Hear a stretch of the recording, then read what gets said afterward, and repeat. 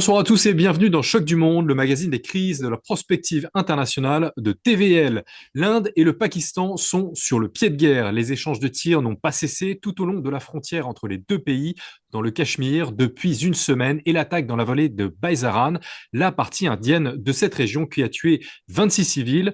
Cette attaque a été imputée par New Delhi au Front de la Résistance, branche du groupe islamiste Lashkar-e-Taiba basé au Pakistan.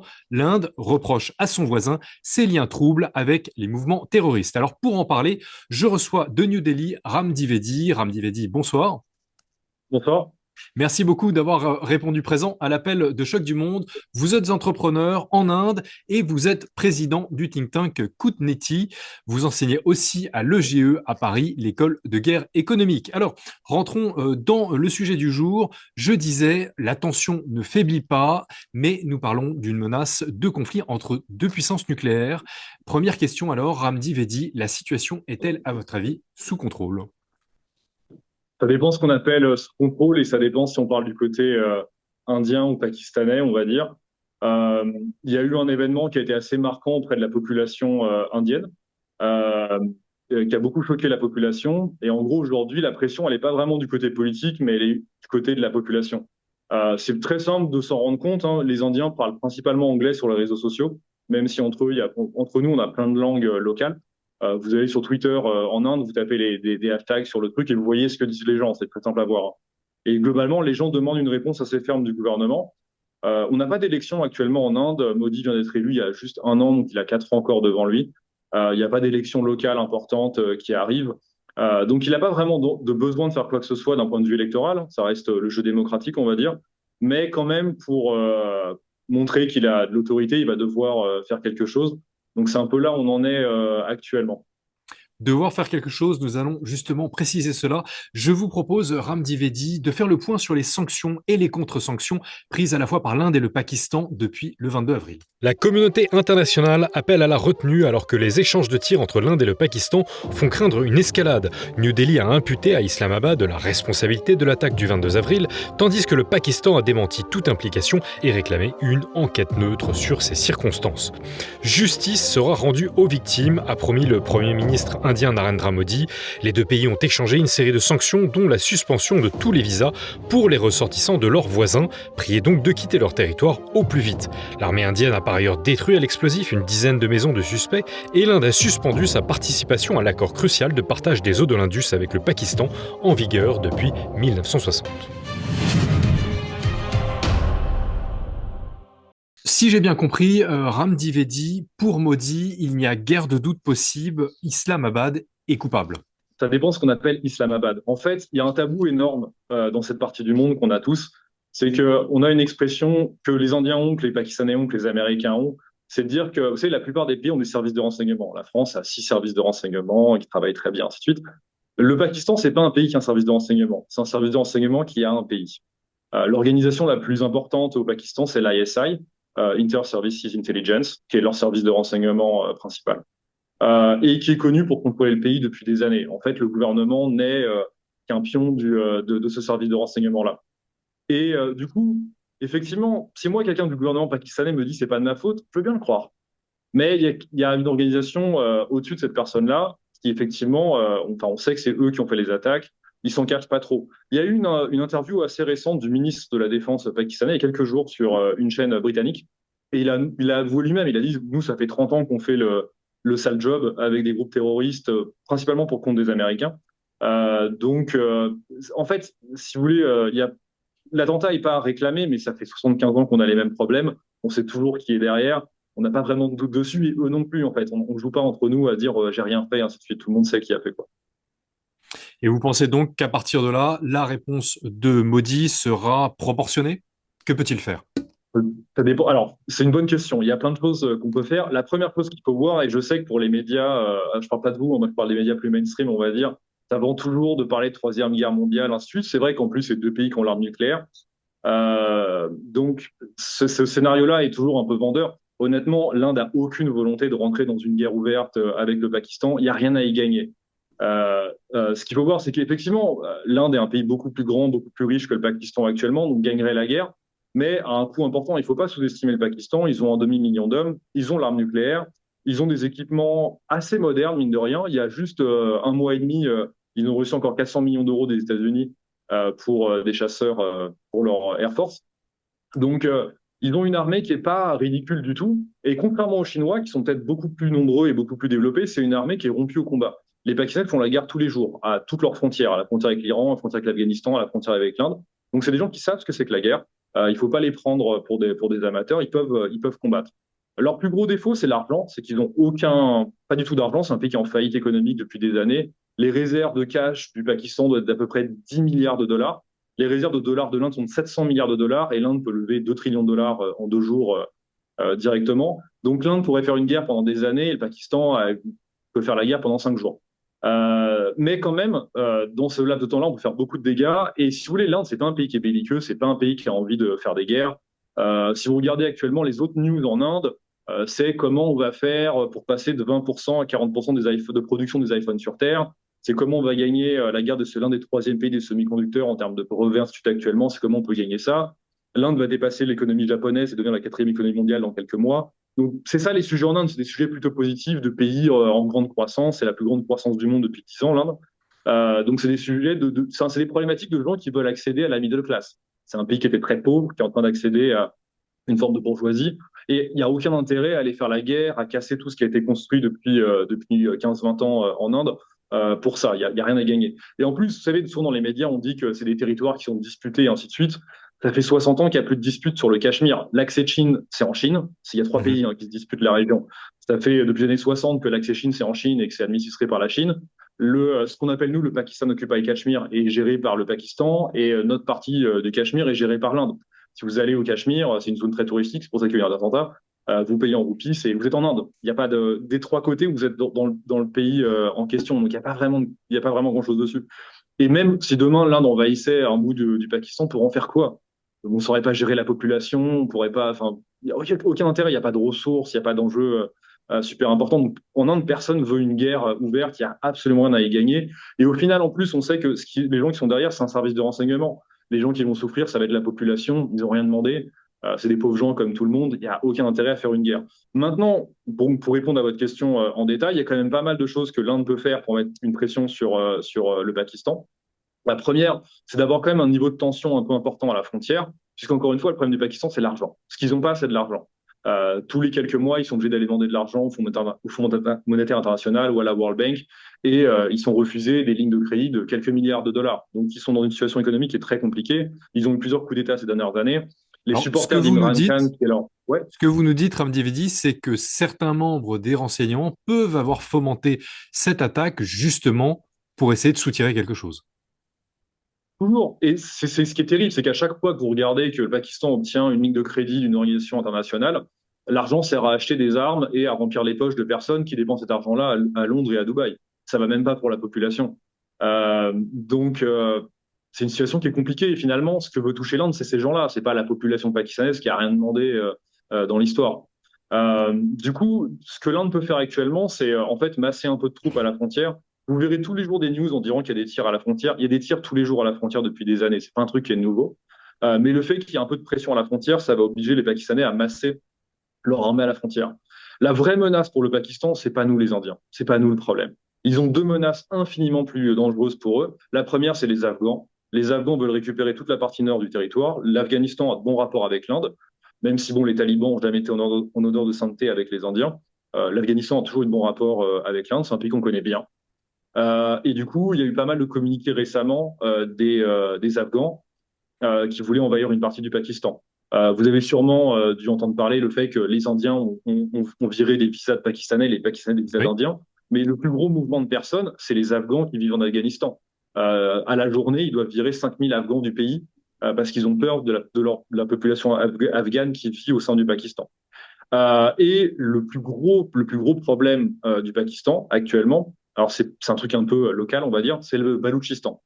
Le Baloutchistan, c'est une région chiite qui est au sud-ouest du Pakistan, qui est une région qui est immense, très pauvre mais immense, et qui veut faire sécession depuis des années et des années. Et là, ils sont au bord en fait d'y arriver. Si vous écoutez les médias indiens, actuellement, ils vont vous dire ce qui est vrai, hein, qu'il y a pas mal de désertion dans l'armée pakistanaise. Il y a beaucoup d'officiers pakistanais qui fuient le pays, qui vont à Dubaï, au Qatar ensuite, C'est vrai. Mais les médias indiens vont vous dire que c'est parce qu'ils ont peur des Indiens. Ils n'ont pas peur des Indiens. Ils savent que les Indiens vont pas attaquer. Ce dont ils ont peur, c'est de plus avoir d'équipement, parce que tout l'équipement va être à la frontière indienne, plus avoir de pétrole, plus avoir de munitions, et devoir tenir une guerre contre des rebelles baloutches qui sont rompus à l'art de la guerre depuis des décennies. Et ça va être un peu comme l'Afghanistan pour les Britanniques ou les Russes. Ça va être une boucherie absolue, et ils veulent surtout pas vivre ça, et je peux absolument le comprendre. Donc en fait, la menace principale, c'est pas l'Inde. L'Inde en fait va être cristallisé une tension dure à la frontière, mais leurs attaques vont venir en fait des Afghans et des Baloutches principalement. Après, dans les autres ressorts qu'ont l'Inde, il y a, alors encore une fois, c'est un truc un peu spécifique et local. En 1960, l'Inde a signé un traité absolument incroyable qui est le Indus Valley Treaty sur l'eau, Indus Waters. Alors, il y a visiblement une autre possibilité pour Modi, c'est d'utiliser les eaux de l'Indus. Alors, la menace de l'Inde de bloquer des rivières pourrait dévaster le Pakistan, a d'ailleurs titré le New York Times. Donc, New Delhi a annoncé le 23 avril suspendre sa participation à l'accord crucial de partage des eaux de l'Indus avec le Pakistan. Cet accord est d'ailleurs en vigueur depuis 1960. Le Pakistan considère que toute baisse des eaux de l'Indus seront considérées comme un acte de guerre. Serait-ce le cas, selon vous, Rami Dividi? Alors, effectivement, cet accord est assez ancien. Il avait été signé entre l'Inde et le Pakistan sous l'égide de la World Bank à l'époque, qui d'ailleurs n'a pas vraiment fait de commentaires au moment où ça a été annulé. C'est un accord qui attribue 80% à peu près des eaux de la région au Pakistan et 20% à l'Inde, alors que l'Inde est plus haut en fait que le Pakistan, donc c'est des fleuves qui passent par là. Et l'Inde a toujours besoin de plus d'eau parce qu'il y a une économie à développer, de l'agriculture jusqu'aux semi-conducteurs, on va dire. Et ce qui est assez intéressant à voir, c'est que c'est un traité qui a jamais été annulé malgré trois guerres dans les années 60, en 71, un génocide des minorités non musulmanes au Bangladesh en 71, comment ça s'appelle, le génocide du Cachemire en 90 où tous les non-musulmans ont été chassés de la région, et même la guerre de 99 où la France a été dans une grande aide d'ailleurs à l'Inde, la guerre du Kargil en 99. Toutes ces guerres ont été gagnées par l'Inde, et à chaque fois le traité est resté en vigueur. Et là, pour la première fois, c'était très rapide en fait. Dès qu'il y a eu l'attaque, le traité a été annulé. Il n'y a pas eu vraiment de commentaires internationaux. Maintenant, qu'est-ce que ça veut dire? Ça veut dire que l'Inde peut, en appuyant sur un bouton, et ce qui est assez rigolo à voir, c'est que le Water Ministry, il y a un ministère de l'eau en Inde, qui est un petit ministère en général, en ce moment est extrêmement sollicité par le ministère des Affaires étrangères et le ministère des Armées. Et en fait, l'Inde pourrait, à volonté, assécher les fleuves en aval ou au contraire lâcher de l'eau de manière énorme avec un débit très impressionnant qui détruirait entièrement comment dire, l'agriculture pakistanaise. Ouais, Le problème, c'est un peu comme Ce que disait. vous nous dites, c'est que ce levier, c'est quasiment, on parle de deux puissances nucléaires, mais alors ce levier de l'eau, c'est quasiment une arme nucléaire, en fait, puisque d'ailleurs, si l'on regarde les statistiques, Oui, 80% de oui, l'agriculture pakistanaise dépend de l'Indus et même ouais, 25% de son PIB. ouais. Non, oui, c'est une arme redoutable, hein. C'est super important pour eux et je peux le comprendre. Après, à quel point l'Inde va l'utiliser, je sais pas. Il faut voir quand même que c'est le genre d'arme qui va en fait uniquement toucher la population. Vous savez, les Indiens, pendant longtemps, dans les 60-70, les Indiens souhaitaient que le Pakistan soit déstabilisé, honnêtement. C'est le cas actuellement. Ils ont plus d'économie, ils ont une situation politique qui est très compliquée, coup d'État sur coup d'État, très peu de visibilité sur l'avenir du pays. Contrairement, par exemple, si je prends, même pour pas le comparer à l'Inde, hein, si vous prenez le Bangladesh, qui est un pays qui a une histoire un peu similaire, qui a la même population, la même religion, ensuite, le Bangladesh a une économie qui s'est quand même pas mal développée, même s'ils ont eu un coup d'État l'année dernière. Ils ont une natalité qui est sous contrôle, avec 1,9 enfants par femme à peu près, comme l'Inde. Le Pakistan est à 3,5. Ils n'ont jamais réussi, par exemple, à combattre, enfin, à avoir une natalité sous contrôle. Et donc, en fait, créer encore plus de chaos au sein du Pakistan, dans la population. Ils sont 220 millions à notre frontière. On a 3300 kilomètres de frontière avec eux. C'est moins que la Chine, mais c'est quand même beaucoup. Euh, c'est pas quelque chose qu'on souhaite énormément, honnêtement. Ça reste assez compliqué. Donc, c'est une arme importante. C'est une épée de Damoclès, en fait, qu'ils ont au-dessus de la tête. Mais je pense pas que l'Inde l'utilisera de manière ultra avancée, en fait. Il peut y avoir un Dévastatrice. peu de jeu avec pour montrer que ça existe, mais je pense pas qu'ils iront très loin dans l'utilisation dans ça. Par contre, c'est sûr que l'Inde utilisera plus d'eau de son côté pour développer son économie dans le Alors, nord du pays. si on revient sur la question du Cachemire, en fait, parce que Ici, dans les médias occidentaux, on parle quasiment, je cite, d'humiliation. J'aurais bien aimé avoir votre avis là-dessus.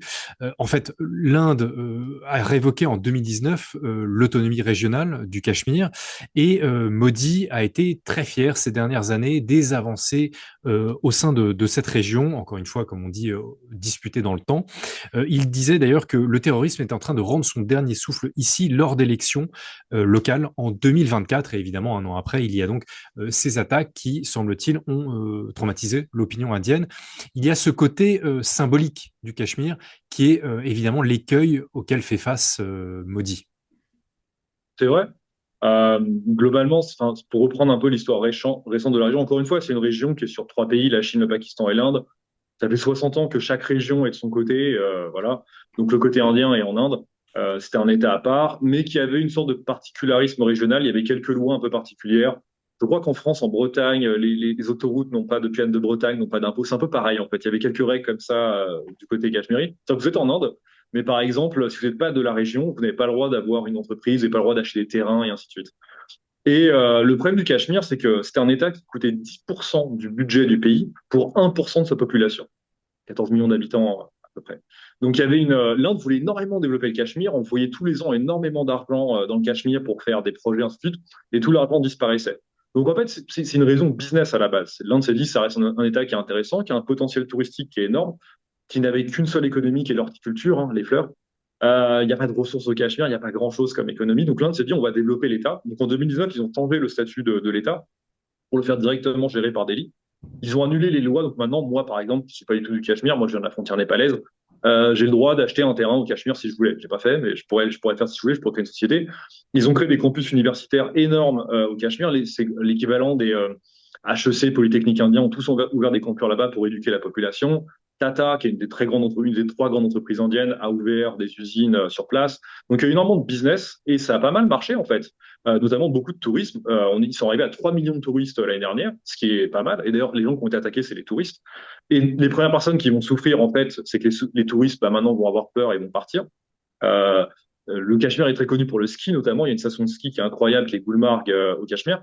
Euh, et donc, les gens venaient de toute l'Inde, un peu de l'étranger. Là, dans les morts, il y a eu un gars qui venait du Népal, c'est un pays voisin. Euh, et c'est effectivement, je pense que c'était vrai, la région allait mieux, il y avait de l'argent qui arrivait, il y avait eu plus de vols, les compagnies aériennes ont commencé à faire des vols, et puis c'était devenu un endroit assez cool. Alors, c'est magnifique le Cachemire, hein. Ça fait la taille de la Suisse, ça ressemble exactement à la Suisse, c'est exactement les mêmes paysages que vous avez en Suisse. Donc ça allait plutôt bien. Effectivement, c'est un énorme échec d'avoir une attaque terroriste. Ils savaient aussi, les terroristes sont des gens intelligents, ils savaient où ça ferait mal et de le faire en plus sur une base purement religieuse, puisque les terroristes sont arrivés et ont demandé aux gens de baisser leurs pantalons pour voir si c'était pas circoncis. On demandait de réciter des versets coraniques, et si vous ne pouviez pas réciter des versets coraniques, vous êtes tué. Donc les gens qu'on a tués, je crois que ça doit être 24 hindous, un chrétien. Pareil, ils m'ont posé la question, il a dit que je suivais Jésus, il s'est pris une balle de Kalachnikov dans le buffet, et un bouddhiste. Donc voilà, il savait sur qui targetait, on va dire. Et effectivement, ouais, c'est un échec pour le pays, que c'était un endroit qui allait plutôt bien. Et là, ça va repartir dans un cycle de violence. La population locale cachemiri, qui a rien demandé, va souffrir de la désaffection de touristes et est devenue un peu l'économie majoritaire de la région. Donc, ouais, ça augure rien de bon. Alors encore une fois, dans les médias occidentaux, français, on évoque très souvent Modi nationaliste, pardon, on évoque aussi son hindouisme. Le Cachemire, c'est une région à majorité musulmane. Y a-t-il un problème ethno-religieux qui aujourd'hui qui serait tabou? Bah, est-ce que Modi est un ultranationaliste? Oui, absolument, comme absolument tous les chefs d'État en Asie. Euh, Pareil en Chine, au Japon, au Vietnam, en Iran, ainsi de suite. Les Asiatiques sont super. Enfin, en fait, la plupart des pays sur Terre sont ultranationalistes, à part quelques pays d'Europe de l'Ouest, peut-être le Canada. Ouais, ils sont tous. Les autres partis en Inde étaient aussi ultranationalistes. Je sais pas pourquoi lui particulièrement. Est-ce qu'il l'est? Oui, oui, bien sûr. Ouais. C'est le pays en premier. Ils sont élus. C'est l'État souverain. Si vous écoutez le ministre des Affaires étrangères indien, il parle constamment de l'intérêt supérieur de la nation, qui est un concept plutôt français, hein. À la base, l'État-nation, c'est un concept français. L'Inde n'est pas vraiment un État-nation, c'est plutôt un État-civilisation, on va dire. Donc, c'est vrai. Après, la situation avec les musulmans, bah, ouais, c'est très compliqué. L'Inde est un des très, très rares pays au monde qui était fondé par les Anglais sur base religieuse. C'est-à-dire qu'en 1947, quand l'Inde est devenue indépendante, la communauté musulmane en Inde a demandé aux Anglais d'avoir un pays pour eux. Ils ont dit, nous, on ne veut pas vivre avec les autres, que l'Inde, c'est un pays qui a 25 religions. Hein. On a créé, il y a plein de religions locales, l'hindouisme, le bouddhisme, le sikhisme, le jaïnisme, et ainsi de suite. Et puis, il y a plein de religions qui sont venues se réfugier en Inde, comme le bahaïsme, le zoroastrianisme, et ainsi de suite. Donc, on a un pays, on est le pays, je pense, le plus ouvert au monde en termes de religion. Il y a des religions depuis des milliers d'années en Inde, tout le monde a toujours bien vécu. Mais en 47, les Pakistanais ont demandé à ne pas vivre avec les non-musulmans, enfin les non-sunnites pour être précis. Et donc, ils ont eu un pays en deux bouts, le Bangladesh et le Pakistan. À l'époque, c'est le même pays. Et du coup, les sunnites sont partis dans ces deux territoires-là, et tous les autres, donc les hindous, les chrétiens, les bouddhistes, ainsi de suite, je ne vais pas vous faire toute la liste, sont restés en Inde. Donc à la base, c'est un pays où il ne devrait pas y avoir de non-sunnites au Pakistan. Il n'en reste plus vraiment. Et il ne devrait pas y avoir de musulmans en Inde. Donc déjà, c'est quelque chose qui est un peu particulier, c'est que ça n'avait pas été vraiment respecté dans les faits. Après, il y a plein de musulmans qui sont restés en Inde, qui sont bien intégrés, qui font partie complètement du décor, on va dire, aujourd'hui. Le Cachemire, c'est un peu particulier puisque c'est la seule région, enfin maintenant il va y avoir le West Bengal, qui a majorité musulmane, qui n'était pas du tout musulmane en majorité à la base. Hein. C'est le fondement de la civilisation indienne, le Cachemire. Ça vient de Kashyap, qui est un sage hindou il y a longtemps. Et puis petit à petit, la population est devenue de plus en plus musulmane, jusqu'à 1990, où il restait 120 000 non-musulmans dans le Cachemire en 1990, il n'y a pas très longtemps. Moi, j'étais petit en 90, je parle pas d'un truc d'il y a 500 ans. Un jour, ils ont déboulé dans la vallée, enfin la population locale, et ils ont dit maintenant, il faut soit vous convertir, soit on vous tue, soit vous fuyez. Tout le monde a fui. Il y a eu quand même quelques dizaines de morts, mais la plupart des gens ont fui, sont venus se réfugier un peu partout dans le pays. Donc ils ont été apatrides, enfin ils ont été apatrides dans leur propre pays en fait. Ils ont dû fuir là où ils vivaient depuis des milliers d'années. Et donc, il y a eu comment dire, et maintenant, il y a 99% de musulmans dans la vallée du Cachemire. Et en 2019, le statut a changé, donc il y a eu quelques autres personnes qui étaient historiquement de la région, ou d'autres communautés, des Sikhs, des chrétiens, ensuite, qui sont revenus un peu dans la vallée. Mais c'est toujours un peu conflictuel. Aujourd'hui, honnêtement, moi, je suis hindou, hein, il n'y a pas vraiment de problème entre les non-musulmans et les musulmans d'Inde. Par contre, il y a énormément de problèmes au sein de la communauté musulmane. Euh, Hier, j'étais encore avec une amie qui est la porte-parole de l'État indien, qui est musulmane, qui est une bonne copine, et c'est compliqué pour eux parce qu'en fait, il y a deux types de musulmans en Inde, en fait. Il y a des musulmans qui sont ultra, on va dire, progressistes, qui sont pro-indiens, qui veulent, comme tout citoyen du monde, accéder à la bourgeoisie, vivre bien, ainsi de suite. Et après, il y a des gens qui se sentent encore, en fait, pas à l'aise en Inde, qui voudraient rejoindre le Pakistan, qui cherchent à créer des mini-califats, et ainsi de suite. Et les premières personnes sur lesquelles ils tapent, honnêtement, les musulmans, ils sont pas super agressifs envers les hindous. Hein. Ils sont super agressifs envers d'autres musulmans. Et moi, j'ai perdu beaucoup d'amis musulmans en Inde qui sont partis, qui trouvaient le climat insupportable en Inde et qui sont partis vivre, la plupart à Dubaï, hein, ou en Malaisie, à Kuala Lumpur, ainsi de suite. Mais il faut avoir les moyens pour ça. Ça coûte cher de partir dans ces endroits-là. Donc, c'est que les gens qui ont un peu d'argent qui peuvent le faire. Mais ouais, la situation est un peu compliquée. Et en Inde, on appelle un peu ça la dualité entre ce qu'on appelle les déobandis, qui est le salafisme un peu, c'est pas tout à fait précis ce que je dis, mais c'est le salafisme du Sud, et les non-déobandis, et donc il y a une scission au sein de la communauté musulmane. Voilà.